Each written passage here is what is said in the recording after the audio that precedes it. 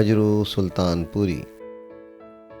میں اکیلا ہی چلا تھا جانب منزل مگر، میں اکیلا ہی چلا تھا جانب منزل مگر، لوگ ساتھ آتے گئے اور کارواں بنتا گیا۔ ایک دن بک جائے گا ماٹی کے مول، جگ میں رہ جائیں گے پیارے تیرے بول۔ اچھا حکیم شاعر ہی وہ ہوتا ہے جو معاشرے کی نفس پر ہاتھ رکھ کر اس کے امراض دکھ درد کو سمجھنے کے فن سے واقف ہو، اور پھر اپنے اس احساس کو جس کی تصدیق اس کا مذہب دل یا فطرت کرے، اسے سچائی کے ساتھ مصلحتوں سے بلند ہو کر خوبی سے بیان کر دے۔ اپنے احساس کو خوبی سے بیان کرنا ہی ادب ہے، ورنہ چیخنا شور کرنا کس کو نہیں آتا۔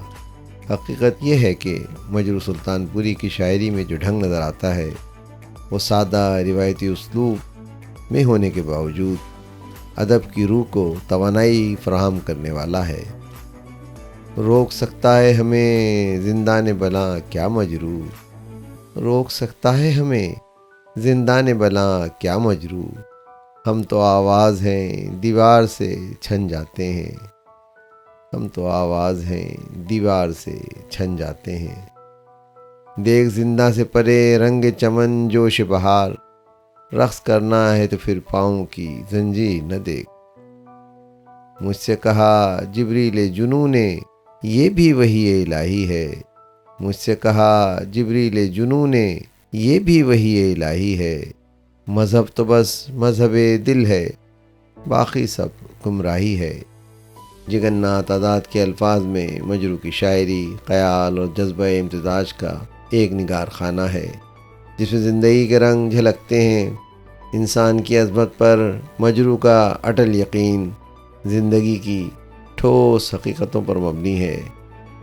روایت کا احترام اور روایت میں توسیع مجروح کے کلام کی خصوصیت ہے۔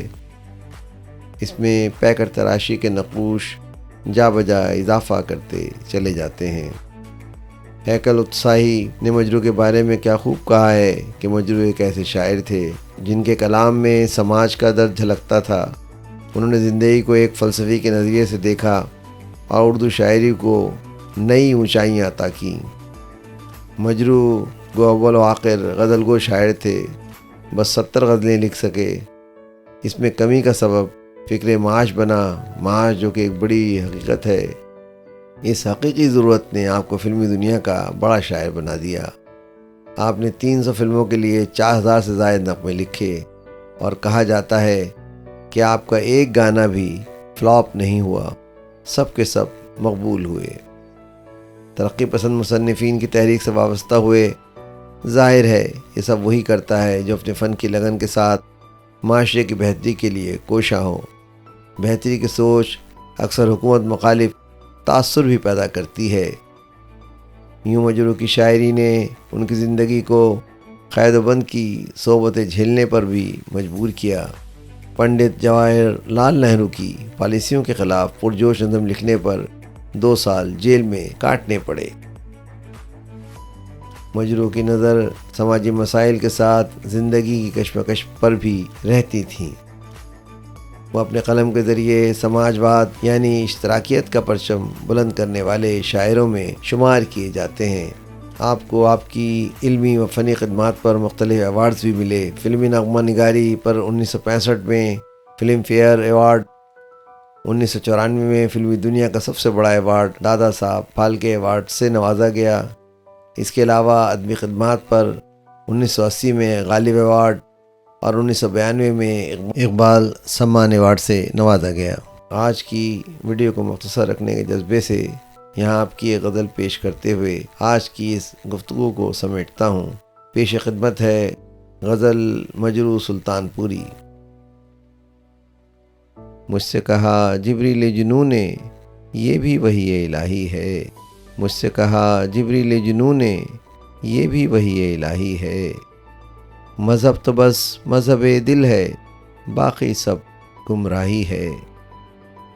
وہ جو ہوئے فردوس بدر تقصیر تھی وہ آدم کی مگر، وہ جو ہوئے فردوس بدر تقصیر تھی وہ آدم کی مگر، میرا عذاب در بدری میری ناکردہ گناہی ہے۔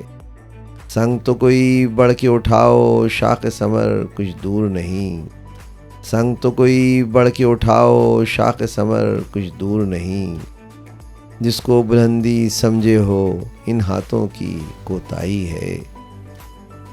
پھر کوئی منظر پھر وہی گردش کیا کیجیے اے کوئی نگار، پھر کوئی منظر پھر وہی گردش کیا کیجیے اے کوئی نگار، میرے لیے زنجیر گلو میری آوارہ نگاہی ہے۔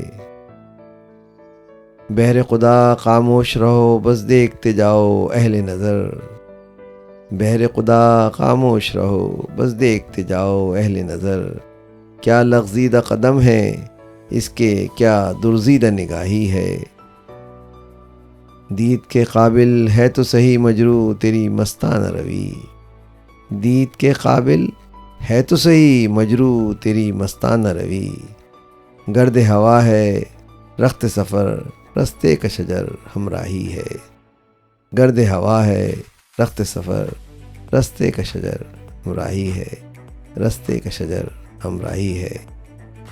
آواز و پیشکش سراج الدین۔ ویڈیو پسند آئی ہے تو لائک کیجئے، چینل کو سبسکرائب کیجئے تاکہ آپ کو میری نئی ویڈیو کا نوٹیفیکیشن بر وقت مل سکے۔ شکریہ۔